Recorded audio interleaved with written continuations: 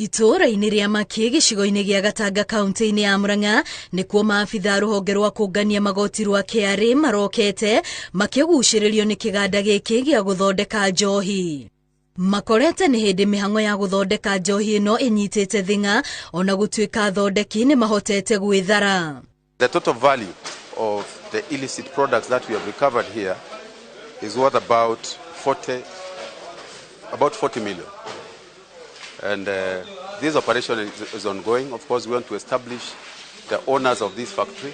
Kũringana na maabitha aya, ene kĩganda gĩkĩ nĩ mahotete kũhingũra iganda ithano cia ũthondeki wa njohi ĩno ngananie thengia wa gũkorwo matarĩ na marũa ma kũmetĩkĩria kũruta wĩra ũcio. We've also gotten information just when we are here that there is another store belonging to the same people, which our officers have recovered about 400 more cartons of the same product.